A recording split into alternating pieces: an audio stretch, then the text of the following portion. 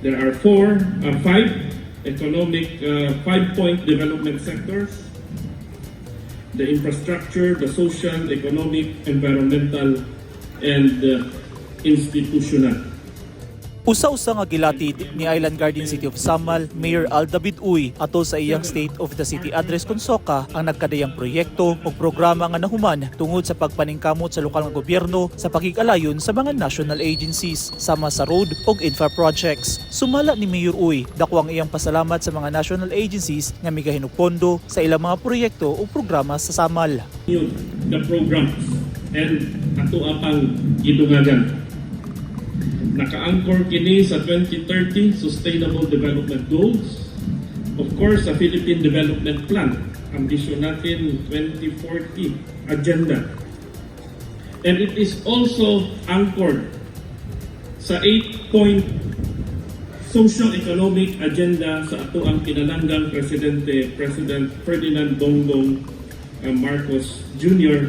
And of course, sa gisabutan nato na executive legislative agenda for the year 2023-2025. Lakip sa gisgutan ang mga plano nga himuon sa lokal nga gobyerno alang sa katawhan ug alang sa kalambuan sa isla sa kinatibuk-an.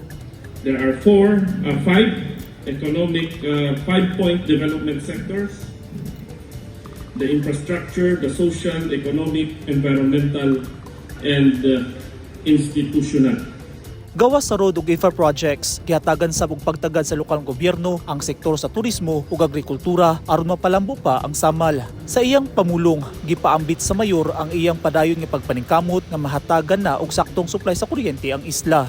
Bisan ang mayor, mireklamo na sa kakulangon sa supply sa kuryente kay matud niini maapektuhan ang tanang kalambuan mentras dili matubag ang problema sa kuryente. Gipasalig ni Mayor Uy nga paningkamutan sa lokal nga gobyerno nga makabaton og bastanteng supply sa kuryente ang isla. Gipaningkamutan sab nga daghang proyekto, programa ug panginabuyan pa ang ilang mahatag ngadto sa katawhan sa isla sa mosunod nga mga tuig. Gihimo ang State of the City Address sa mega tent atubangan sa New City Hall Ground, Island Garden City of Samal, pasado alas 2 karong hapon. Nagisaksihan sa mga barangay ug local officials, department heads ug mga empleyado sa lokal nga gobyerno.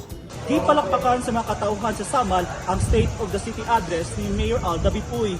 Din gi-highlight niini ang nahuman, ang kalampusan ug ang mga plano alang sa Island Garden City of Samal. Usa na niini ang Samal Davao Bridge nga padayong gilauman sa katauhan dinhi. Gikan dinhi sa Island Garden City of Samal, Eugene Timuta, Newsline Philippines. Stay safe.